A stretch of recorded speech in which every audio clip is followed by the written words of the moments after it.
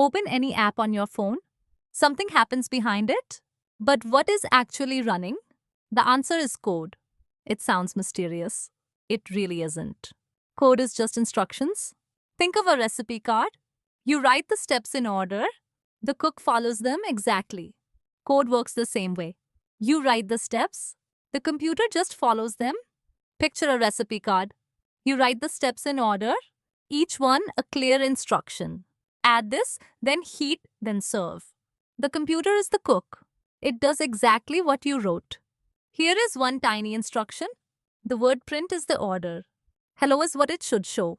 Print is the instruction. Hello is what to show. You write the step. The computer reads it, then it acts on it. No guessing involved. A computer never improvises. So why does this matter? Because every app is this. Just code following orders. Games, banking, Instagram, all of it is instructions. Try it yourself right now. Run Node with one print line and it shows hello back. One instruction, one result. So that is code. Next up, programming languages. You hear Python, JavaScript, Java. So many coding languages exist. Why not just have one? The answer is simple. Each one suits a job. None of them is best. Think of how we speak in India. Hindi, Tamil, English. All of them say the same things. But each fits a context. Coding languages are like that. Many ways to say it. Each one good at something. Picture the languages we use. Many tongues, one purpose. Each one chosen for the moment, home, work, or a friend. A coding language is the same, just a way to write instructions. Look at two of them. Python reads almost like English. JavaScript runs inside browsers. Python is easy to read. JavaScript powers the web. Each has its strong area. Some are built for speed. Some are built for safety. Some just run everywhere. The idea stays the same. So why learn this? Because you pick the language that fits the task at hand, not the trendiest one. The right one for the job. Try it for yourself. Run a print line in Python. It shows hi just like before. Different words, same idea. So that is why many languages. Next up, what is a website really? You open Flipkart on your phone. A whole page appears instantly. But what actually loaded? A website feels like one thing. It is really just files. A few of them working together. Think of building a house. First, the brick structure goes up. Then paint makes it look good. Then wiring makes it work. A web page is built the same way. 3 kinds of files, each doing one job. Picture those files arriving. 3 files come together, each one with its own role. Bones, then skin, then movement. Together they become the page. You see and tap on. Look at the 3 of them. HTML lays out the structure. CSS gives it the look. HTML is the structure. CSS is the style. And JavaScript adds behavior. HTML holds the content. CSS styles the content. JavaScript makes it react. That is the whole page. So why does this matter? Because every site you open is just these files downloading. No matter how fancy. It comes down to a few files. Try this yourself. Curl Flipkart and read line 1. You will see a tag of HTML. That first line is the page. So that is a website. Next up, client versus server. You tap something on an app. A moment later, it loads. But who did the actual work? The web has 2 sides. One side asks for things. The other side answers. Think of ordering on Zomato. You place an order on the app. The kitchen cooks the food. Then it arrives at your door. The web works the same way. Your phone is the one ordering. The server is the kitchen. Picture that order again. The client makes the request, sending it off to be handled. You ask, they prepare. The server sends the answer straight back to you. Look at the 2 roles. The client is your device. The server is the computer that replies. The client is you or your phone. The request is the ask. The server is the reply. Your phone never cooks the food. It only places the order. The server does the heavy work, then sends the result. So why does this matter? Because the whole web is this. One asks, the other answers. Every page, every app is built on this exchange. Try it yourself right now. Curl Zomato with a head request. The server replies 200. 200 means okay. So that is client and server. Next up, HTTP, how computers talk. You type a web address and hit go. Somehow the right page shows up. How did your browser ask for it? There is a shared language. Both sides agree on it.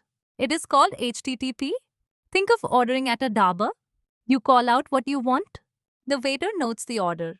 Then the food comes back. HTTP works just like that. You send a clear request. The server sends a response. Picture that exchange. You send a request out, asking for one clear thing, just like calling an order. The server sends a response, giving you back what you asked. There are a few common asks. Get means fetch something. Post means send something. Get says give me this. Post says take this. 200 says all good. Each request is one line. Each reply comes with a code. The code says what happened. It is simple and strict. So why does this matter? Because every click you make sends an HTTP request.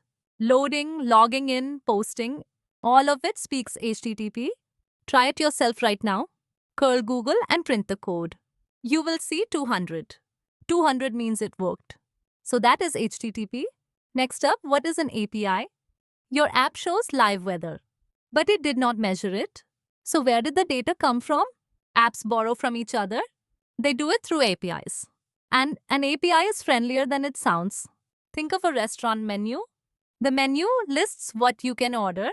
You point and ask for a dish. Soon the dish arrives. An API works the same way. It lists what you can ask for and hands back the result.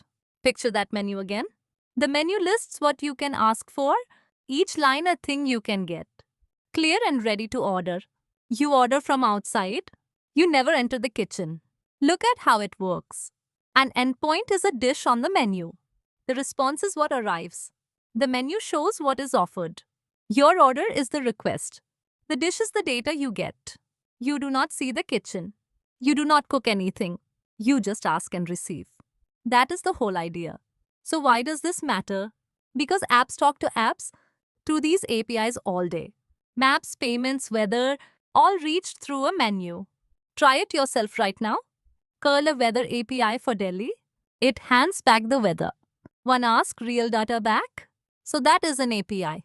Next up, JSON, the data format. An app asks an API for data. The data comes back instantly. But in what shape does it arrive? Computers need a tidy format. Both sides must agree on it. The most common one is JSON. Think of a filled-in form. Each box has a clear label. Next to it, you write the value. Anyone can read it back. JSON works exactly like that. A label, then its value, packed up and sent across. Picture that form again. Every value has a label, so nothing is ever confused. Name here, city there. Both sides read it the same. No guessing about meaning. Look at one little pair. The word city is the label. Delhi is the value beside it. The label says what it is. A colon joins the two. The value holds the data. Add more pairs as needed. Wrap them in curly braces. Now you have a JSON object.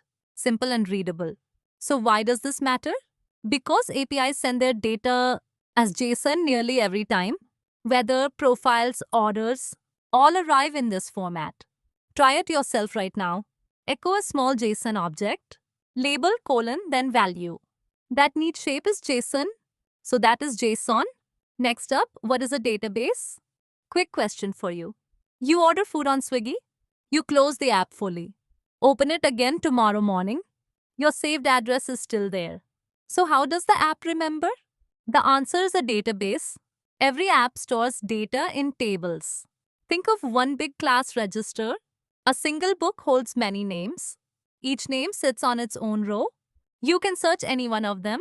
That is what a database does. Now picture that whole register. The book holds everyone's records. Each row is one person's details. Search a name, get that row. Picture a college admission register. The register itself is the table. And each line is one record. Your name, roll number, and marks. The table is the whole register. A single row is one record. A single column is one field. So why do databases matter? Because apps must remember things. Your cart, your chats, your orders. Close the app, then reopen it, and all your data is still there. That is what permanent storage means. Searchable, organized, and reliable. Without it, apps would forget you. Try this idea right now. Ask a database for its users. Select name from users. 3 saved names appear at once. No file, no scrolling, just data. So that is a database. It quietly remembers everything. Next up, SQL talking to databases. You now have a full database. But how do you talk to it? You use a language called SQL. It sounds scary at first. It really is not scary. SQL is just asking a question. In almost plain English, say you want only some users. Think of asking a librarian. You do not read every book.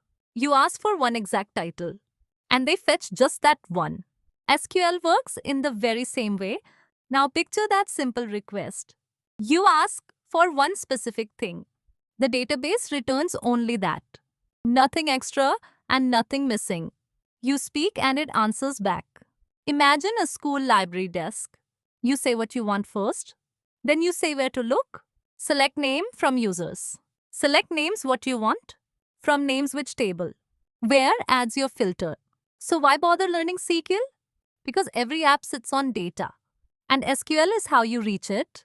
No guessing, no endless scrolling. Ask once and get exactly that. Precise, plain words and instant. This one skill unlocks any app. Try this idea right now.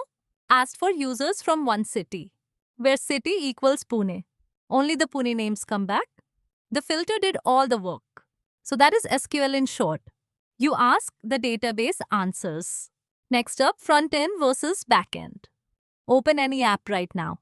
You see buttons and bright screens. But something hidden does the work. Every app has two halves. They are front end and back end. Two words but one big idea. Front end is what you can see. The back end works behind, unseen. Think of a busy restaurant. There is a dining area and there is a hidden kitchen. You sit in the dining area. The cooking happens in the kitchen. Now picture those two spaces. The dining area is what guests see. The kitchen is where work happens. Your order travels between the two. The food comes back to your table. Picture a Zomato dinner out. The screen is your dining area. The server is the busy kitchen. The front end is the screen. The back end is the server. A request is just your order. So why split them apart? Because each has a clear job. The screen shows, the server thinks. You tap a button to order. The back end does the real work. Screen, server, and they always talk. Together, they make one whole app. You only ever see one half. Try this idea right now. Ask a backend for one order. Call the order's endpoint. The server replies with the data. The front end just shows that reply. So that is front end and back end. Two halves of every single app. Next up, the tech stack. You see it in every job post. This company uses that stack. So what is a tech stack? It is simply a set of tools, the ones a team builds with. A language, a framework, a database. Together they form the stack. Think of packing your kit bag. Right before a big cricket match, you pack your bat and pads. You pack your batting gloves. You pack the right spiked shoes. You choose the gear for the match. Now picture that packed bag. You pack the gear for the match. And each tool has its own job. You would not bat without pads. The right kit makes you ready. Picture a real IPL kit bag. React is the front-end tool. Node and Postgres run the back-end. React quietly handles the screen. Node and Postgres handle the data. A language is how you code. A framework gives you shortcuts. A database is where data lives. So why does the stack matter? Because tools shape how you build. The right choice saves you months. Pick good tools once upfront, and building gets far easier. Front-end, back-end, and database. That trio is most stacks. Try this idea right now. Check one tool in your stack. Node -- version. Node tells you its exact version. One tool ready in your kit. So that is the tech stack. Next up, what is the cloud? People say it lives in the cloud. It sounds like floating magic. It is nothing of the sort. The cloud is just a computer, someone else's computer online. That is the whole secret. You rent it instead of buying. Think of renting a single room. You do not build a whole hostel. You rent just one room in it. The big building is already there. Someone else keeps the power on. You use the room from anywhere. Now picture that huge building. It is full of many computers. You rent just one of them. You reach it from anywhere. You only pay for your room. Picture a Mumbai data center. The building is the data center. Your server is the room you rent. A server is just a computer. The cloud is rented and online. AWS is simply the landlord. So why does this matter? Because your laptop sleeps at night? A cloud server never sleeps. No magic, no sky up above. Just servers in a building somewhere. Rented, always on, and remote. That is all the cloud is. It is honestly that simple. Try this idea right now. Ping a real cloud server. Pinghours.amazon.com. A faraway computer pings you back. That reply is the cloud answering. So that is the cloud. Just someone else's computer. Next up, deployment. You built an app on your laptop. It works only on your screen. So how does the world see it? You deploy it. Deployment puts your code online. From your machine to everyone. That is the whole job. Think of opening a new shop. Your stock sits at your home. Nobody can buy it sitting there. So you move it to a shop. Then you finally open the doors. Customers walk in to buy. Now picture that move clearly. Your code sits on your laptop. After deploy, anyone can reach it. The shop doors are finally open. People arrive from everywhere. Picture launching your own startup. The laptop is where you build. The URL is where people visit. Build means package it all up. Deploy means send it up. Live means anyone can open it. So why is deploy a big deal? Because code on a laptop helps no one. Deployed code helps the whole world. From your laptop with one command out to the whole world online. Build, then deploy, then go live. That is the launch in 3 steps. Your idea finally meets real users. Try this idea right now. Push your app up to a server. Git push deploy mein. It builds, then prints a live link. One push and the world can visit. So that is deployment. From your laptop to live. Next up, DNS and domains. You type google.com and it opens. But computers do not use names. They only understand plain numbers. So how does a name find a site? The quiet answer is DNS. DNS turns names into addresses, a friendly name to a real number. Think of an old phone book. You know your friend's name, but not their phone number. You look the name up in it, and out comes their number.